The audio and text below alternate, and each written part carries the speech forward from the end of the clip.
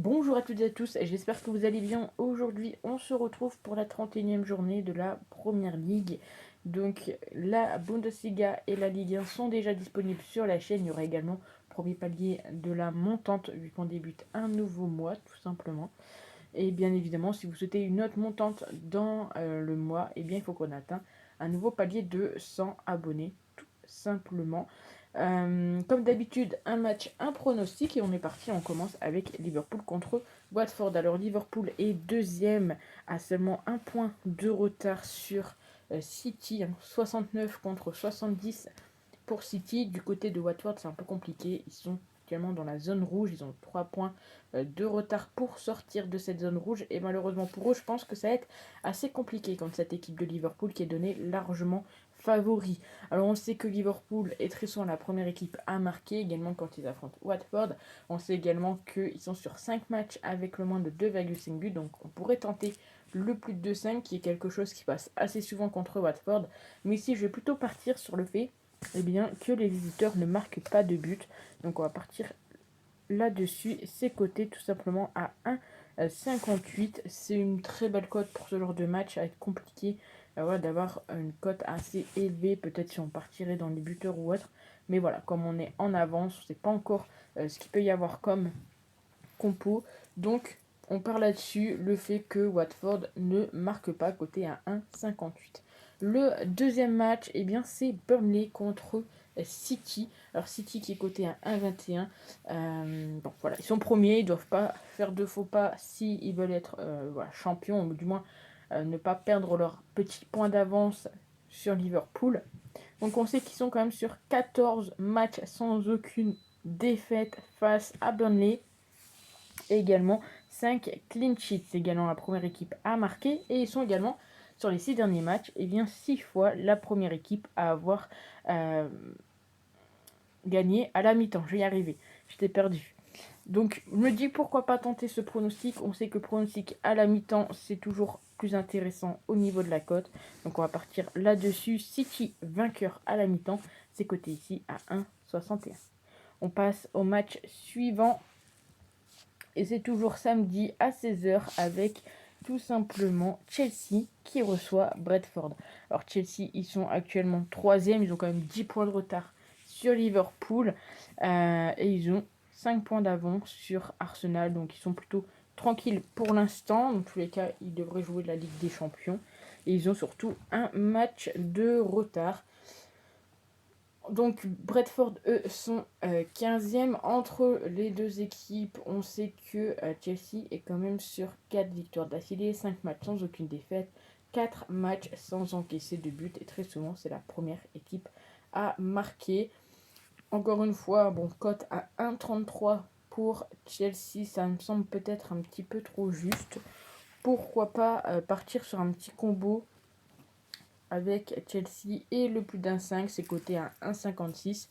On commence tranquillement avec les cotes, on n'a pas forcément de grosses cotes à se mettre sous la dent. Pardon. Wolverhampton contre Aston Villa, toujours match à 16h. Et ici, c'est assez serré, 2,95, 2,52 au niveau des parieurs également. Ça se discute, j'ai envie de dire. 8e contre 9e. Donc 8e, c'est bien évidemment Wolverhampton et 9e, donc Aston Villa.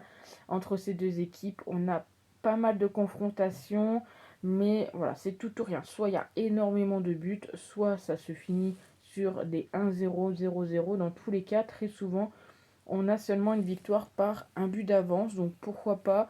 Après, je pense que là, actuellement, la cote va pas forcément être très élevée. Aston Villa ne perd pas ou perd d'un point, ou Aston Villa gagne d'un but exactement, ou Wolverhampton ne perd pas ou perd de un but. Après, il faudrait voir peut-être selon les compos, etc.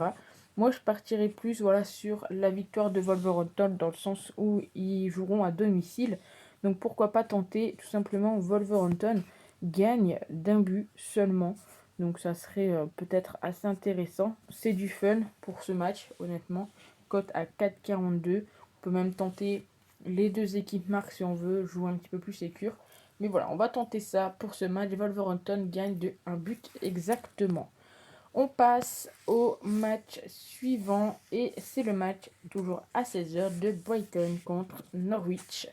Donc c'est tout simplement le 13e contre le dernier. Deux équipes qui sont actuellement pas du tout en forme. Hein. Je vous montre ça ici. Tac, tac, tac, voilà. 5 défaites et 5 défaites également pour Norwich.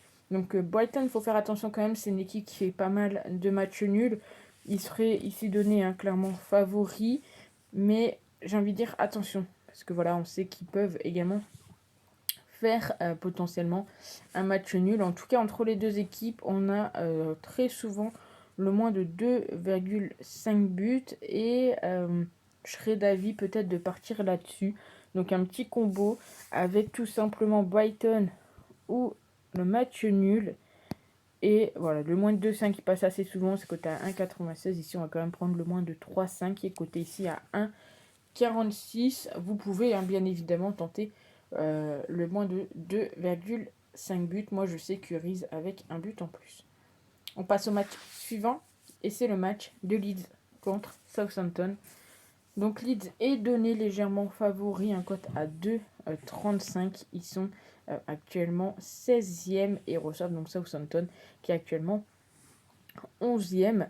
Pas mal de matchs nuls pour Southampton, donc attention, voilà, ça peut être plutôt intéressant. On sait que Leeds est souvent l'équipe qui perd à la mi-temps. 7 fois sur 9, ils ont fait une défaite à la mi-temps. Donc ça pourrait être intéressant de voir un petit peu la cote pour Southampton ou match nul à la mi-temps. C'est coté à 1,38. Est-ce qu'on a... je crois pas qu'ils mettent remboursé si en cas de match nul.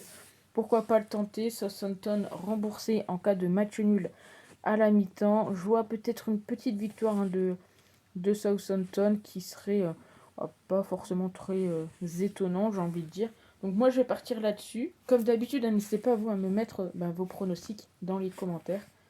On enchaîne avec Manchester United qui reçoit Leicester, le 6e contre le 10e. Donc United qui pour l'instant ne jouerait rien. Voilà, ils sont 6e seulement à 1 point de retard sur Tottenham. Donc il y a encore quelque chose à jouer clairement pour cette équipe de Manchester United. Pour Leeds, je pense qu'ils resteront milieu de tableau, dans le top 10 tout de même. Entre les deux équipes, Leeds est sur 3 victoires, 4 matchs sans aucune défaite. On sait que très souvent il y a le plus de 2,5 buts. Et également le fait que les deux équipes marquent. Donc moi je partirais plus honnêtement sur le plus de 2,5. Mais après, bon, voilà, il se peut que bien évidemment que ça ne passe pas. Mais voilà, sur les dernières confrontations, c'est plutôt bien passé. Donc pourquoi pas tenter le plus de 2,5 buts qui est coté ici à 1,51. On passe au match suivant et c'est le match de West Ham contre Everton. Donc Everton qui est actuellement 17e. Donc ils ont seulement 3 points d'avance sur le premier relégué. Et du côté de West Ham, ils sont 7e avec 48 points. Donc logiquement, ils devraient rester. Enfin, ils ne vont pas pouvoir aller chercher, je pense. Enfin, si, pardon, je dis n'importe quoi. West Ham peut encore aller chercher quelque chose, vu qu'ils ont seulement 3 points de retard sur Tottenham. Donc entre les deux, très souvent, on a le moins de 2,5 buts. On sait qu'Everton, c'est quand même une équipe qui encaisse très souvent le premier but. Et je serais bien d'avis de regarder un petit peu cette cote. Donc le fait que West Ham marque le premier but, ici c'est coté à, ça doit être vers les 1,40 je pense, 1,57, pourquoi pas le tenter. West Ham marque le premier but, cote à 1,57. On passe au match suivant, et c'est l'avant-dernier match, tout simplement. Donc c'est Tottenham contre Newcastle. Je vous l'ai dit, Tottenham a encore quelque chose à jouer. Ils jouent contre Newcastle qui est plutôt bien revenu, mine de rien. Voilà, début de saison, c'était compliqué pour eux. Là, bon, ils sont 14e. C'est pas encore sauvé à 100%, mais ils sont plutôt bien. Entre les deux équipes, aucune défaite pour Tottenham sur les 4 derniers matchs. On sait que très souvent, les deux équipes marquent et le fait également que Tottenham est vainqueur à la mi-temps. Dans tous les cas, je vois quand même une victoire ici de Tottenham. J'ai un peu du mal à voir la victoire de Newcastle. Donc ici, je vais partir tranquillement sur la victoire de Tottenham. Et on finit avec le match de Crystal Palace contre Arsenal. Arsenal donné favori, sont quatrième actuellement. Ils reviennent tout doucement, mais sûrement. Après, voilà, ça reste Arsenal. On sait qu'ils sont capables du pire comme du meilleur. Entre les deux équipes, Arsenal est sur 5 matchs sans aucune défaite. 8 fois sur 10, on a le plus de 2,5 buts. On a également très souvent le fait que les deux équipes marquent. Arsenal, première équipe à marquer. Arsenal, vainqueur à la mi-temps. Je pense que là, on a vraiment pas mal d'infos. On peut partir soit sur les deux équipes marques, soit sur le plus de 2,5. Bon, ici, je vais quand même partir sur les deux équipes marques. J'ai pas encore fait ce pronostic pour la première ligue, donc on va partir là-dessus. Et donc voilà, mes 10 pronostics. N'hésitez pas à me dire ce que vous en pensez dans les commentaires. Il y a quand même une très grosse cote, à voir si elle passe. La cote à 4,42. On suivra ça de très près. N'hésitez pas à vous abonner à la chaîne si ce n'est pas déjà fait. Et nous, on se retrouve très vite pour une nouvelle vidéo. Ciao!